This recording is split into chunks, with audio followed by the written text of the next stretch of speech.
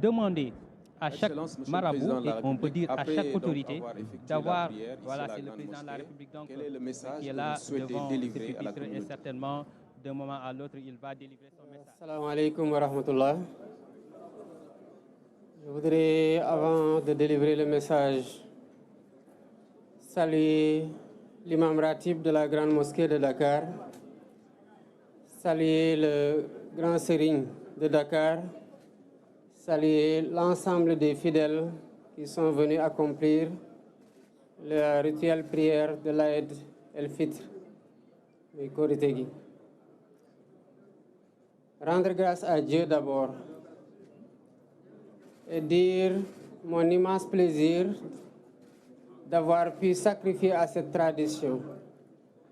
avec les Sénégalais et dire que par la grâce de Dieu, nous avons pu commencer le jeûne, faire une campagne électorale paisible au Sénégal, faire une élection calme et sereine au Sénégal et choisir dans la paix le président de la République. Ce qui nous a valu le respect et l'admiration du monde entier. Rendre grâce à Dieu dans ce mois béni de Ramadan, qui est un mois de communion, de dévotion multipliée, mais surtout de dévotion acceptée et bénie. Priez que toutes ces dévotions-là soient la garantie d'un Sénégal de paix, d'un Sénégal d'unité, d'un Sénégal de cohésion sociale. Dire le pardon que j'accorde à tout le monde et demander de chacun et de chacune le pardon. Et demander à Dieu, subhanahu wa ta'ala, de nous pardonner tous et d'accepter notre jeûne et nos dévotions durant ce mois béni. Le Ramadan est un mois de convivialité et de solidarité. L'imam Ratib l'a rappelé dans son sermon, l'importance de la solidarité, l'importance de la générosité entre concitoyens et l'importance de la consolidation de notre précieux vivre ensemble à travers cette solidarité agissante entre musulmans, mais aussi entre musulmans et catholiques, et plus globalement entre musulmans et tous ceux qui ont une autre confession. Nous devons dire que le Sénégal est un pays qui est un et indivisible. Il est de notre responsabilité collective et de notre responsabilité individuelle d'entretenir ce vivre ensemble qui fait la stabilité de notre pays que le monde entier nous envie. Le Sénégal est un pays de grands hommes de Dieu, de grands hommes politiques. C'est un héritage sacré et c'est un héritage précieux que nous avons le devoir de perpétuer. Je voudrais, avant de terminer, rendre un hommage appuyé à tous ceux qui nous valent la satisfaction des titres que nos enfants remportent à l'échelle internationale dans les concours de récital du Coran. Je veux citer tous les maîtres coraniques,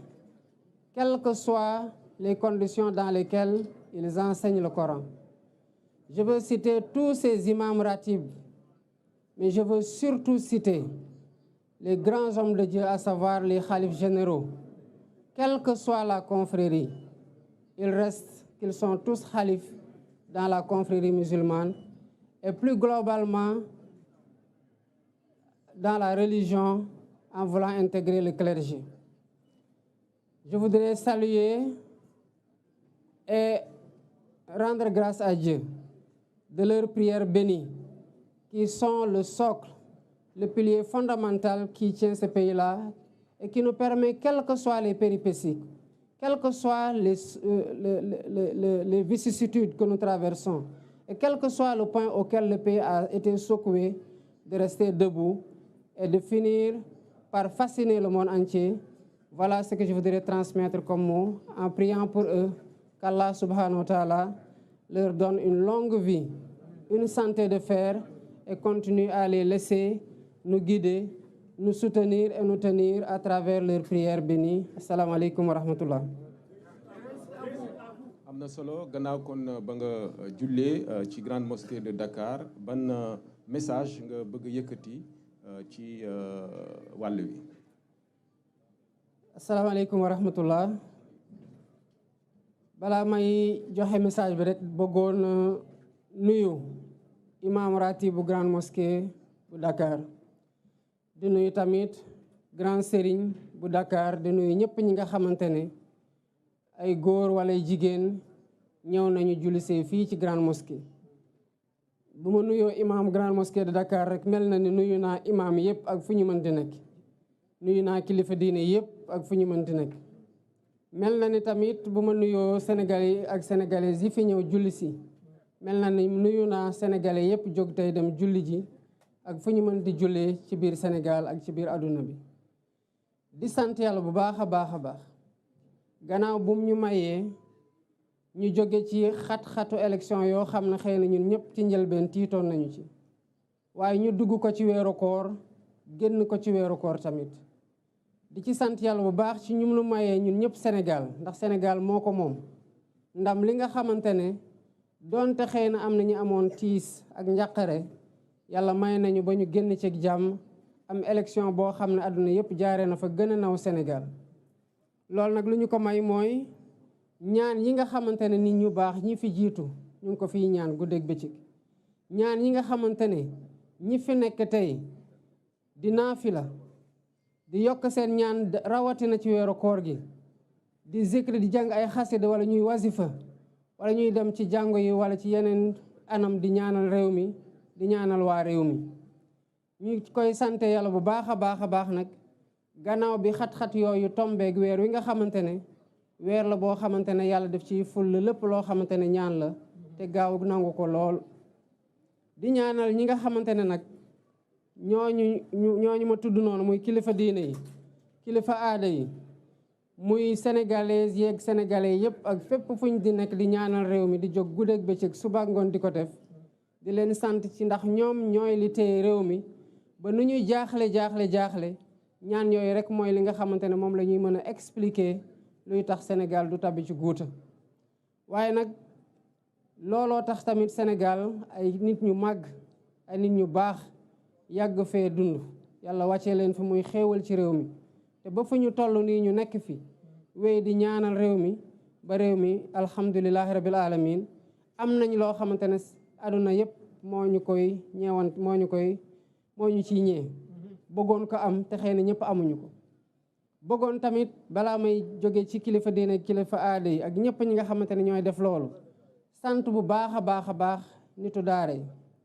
sant bu baax imam ratib yi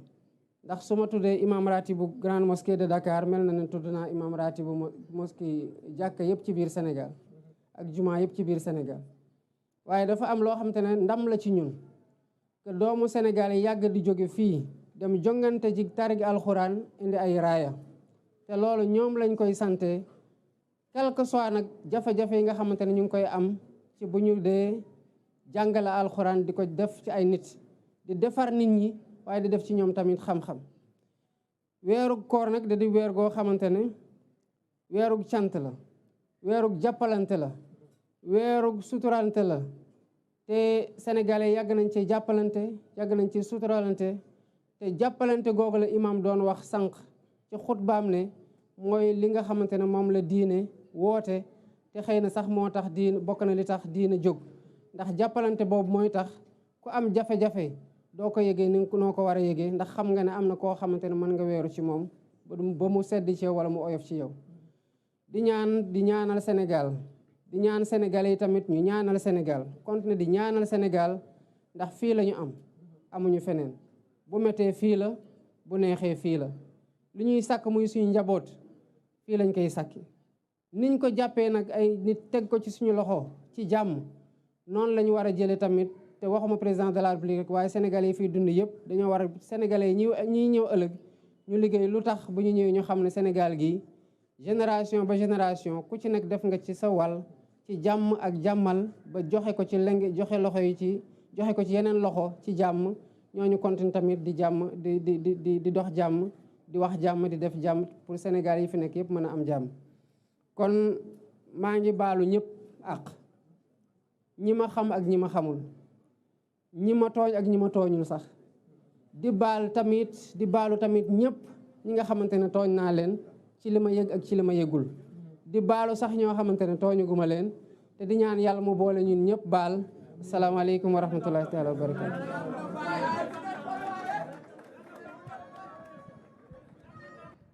kon loolu doon kàddu yi nga xam ne mi ngi tukkee si njiiti réew mi di président Bassirou Diomaye Diakhar Faye mi ngi nuyoo nag fi mu nekk nii ak grand serigne Ndakaaru ak imam ratib ak kilifa yi nga xam ne itam ñoom ñoo fi teew ñu nekk nag waxtaan woo xam ne nii Ibrahima gannaaw ba mu siyaare ñëpp ndokkeel ñëpp balu àq ñëpp nee na ni mu ko waxee ci mujj gi ci ñi mu tooñ ak ñi mu tooñ ñi mu yëg ak ñi mu yëgul ak ñi mu tooñugul sax loolu nag day mandargaal ak maandu ci suñu borom ak maandu ci jaamam yi ndax suñu borom nag dafa bëgg ko maandu ci jaamam ñu ko am yërmande ci jaamam yi te itam te bañ a tooñ sax ndax sëriñ bi dañoo jàngal ne képp ku ñuy tooñ ngay fayu day xamal ne la ma bëgg ci amaguma ko te nee na bu ngeen gisee ma leen di tere ak tooñ mooy man tubaab bi damaa tooñ ma bañ a fayeeku suñ borom fay ma fayul ma ndax ku nekk xam ne sëñ bi moom sëñ bi moom sëñ borom fay na ko fayul ko loolu nag ni ñu ko waxee ci moom nañ ko mën a waxee ci ñeneen kon nag te wolof itam di wax naa moomu teg ci ne kat kuy tooñ du mucc kuy fayu itam du noppalu kon la gën mooy bañ a tooñ bañ a fayu ndax kuy tooñ du mucc mukk tooñ kat du mës a mucc waaye kuy fayu itam tu passes tout ton temps à te venger doo fayeeku doo noppalu mukk kon mel na ni nag président mi ngi noonu di dugg ci otoom di dem loolu rek mu nekk kàddu yu ndokkale Ibrahima kàddu yi itam siyaare waaye itam kàddu yi ñaan ci réew mi ni mu ko waxee ngir jàmm réew mi ak dal réew mi ndax nee na moom la ñu am réew mi lañ am amuñu feneen te nee na ñii ñëw itam war a ñëw ndono li bu koy suñ borom dogaleeg jàmm war na ñëw teg réew mi ci loxo yoo xam ne loxo yu sell la loxo yu set wicc loxo yoo xam ne itam jub ak jubal ni mu koy junjee. Effectivement sëñ Xaali moom il est dans la projection déjà mu ngi xalaat ne tey li nga xamante ne moo tax ñu teg ko fii xam na ko et il en est conscient ba tax na déjà muy xalaat ne balaa bu yàlla defee mu fiy jógee fas yéene na vraiment def loo xamante ne dinañ ko rafetlu ba mu transmettre pouvoir bi ci anam gu rafet comme niñ ko joxee kon nag moom déjà conscient na ci li nga xamante ne mooy force Sénégal mooy solidarité bi conscient ne Sénégal dëkk gëm-gëm la fàttali na li nga xamante ne moo di alxuraanu karim bi nga xamante ne depuis des années des siècles et des siècles ñu ngi koy jàng ci alxuraan mu rafetlu succès bi nga xamante ne doomu sénégalais yi ñu ngi koy am biti réew ci concours internationaux yi nga xamante ne ñu ngi koy organiser donc mu fàttali loolu fàttali solidarité vivre en commun bi nga xamante ne moo war a jëmal Sénégal mais sëñ Xaali dañuy profito ci antenne bi rek am une pensée pieuse à l'endroit des illustres disparus xam nga ci kanam tuuti rek dinañ dem ci levée du corps ki nga xamante ne moo di l'ancien premier ministre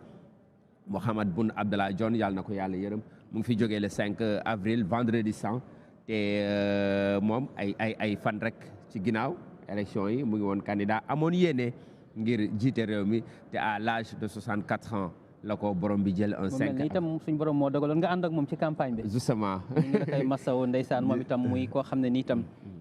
nitu